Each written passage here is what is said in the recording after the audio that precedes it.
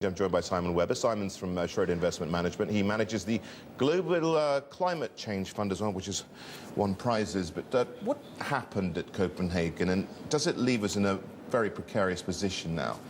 Well, I think it's fair to say that the UN process has been somewhat undermined. Clearly, a lot of distrust among major world leaders has kind of built up this week. There's been a lot of hard bargaining, but also a lot of shenanigans. And, the whole process is, at best, you can describe as a bit of a fudge.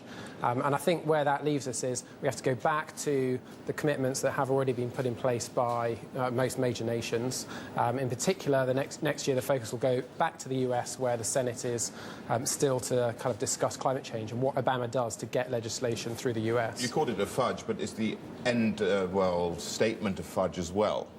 Well, in my opinion, it is. I mean, we've already had China kind of making guarded or kind of backing away comments since the signing of it. We'll have to see over the next few weeks how strong the commitment from the key signatories was. And the UN process as a whole has not even formally adopted this accord yet. So, we will have to see how that plays out over the next few weeks. But it's clearly not the strength of a global agreement that that some were looking for ahead of the talks. Let's talk about the climate change fund that you operate as well. Where do you focus? Let's first of all not talk about which part of the world, but which entities are you looking at? I mean, I think you've got energy efficiency, environmental resources, solar, etc., etc. Well, we look at where the growth is coming, where the hard policy is already in place. So, a great example is China. They have a target to build 70 gigawatts of new nuclear power by 2020. They will do that. Who will supply the equipment for that? So, we look at the French company comes to mind, doesn't it? Yeah, well, obviously Areva are strong, but a lot in China, a lot of local companies are the beneficiaries too. So, a company like Dongfang Electric, for instance, which is the biggest supplier of nuclear equipment and a leading wind turbine producer in China. Those local companies will be beneficiaries. Okay, where else are you dividing the fund up?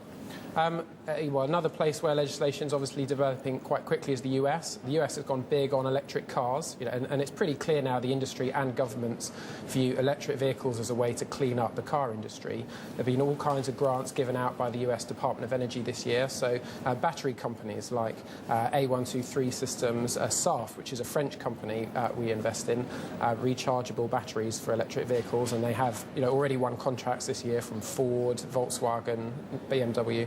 Okay, what about the fund? Where do you split it around the world? I mean, if so much is happening in China, we'd expect a lot there to be happening, but I think the bulk of your fund is in North America. Around 35% is in North America, and certainly we're finding more opportunities there as the US gets more serious about legislation around climate change. But Asia is a big overweight, and we think that's where a lot of the hard investment needs to go.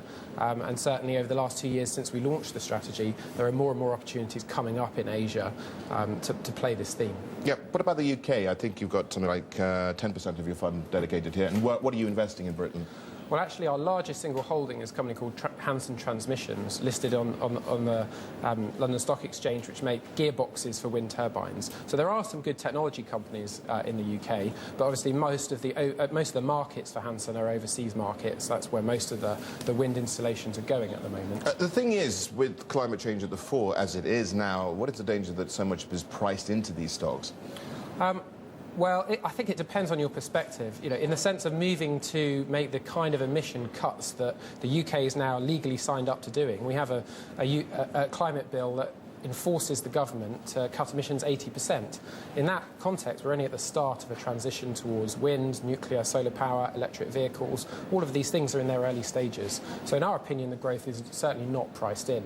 The problem is Copenhagen was a bit of a failure. We now have to go back to countries where there are key policies in place, and the UK is one of them. Simon, great to see you as ever. Simon Webber there. He's from Schroder Investment Management.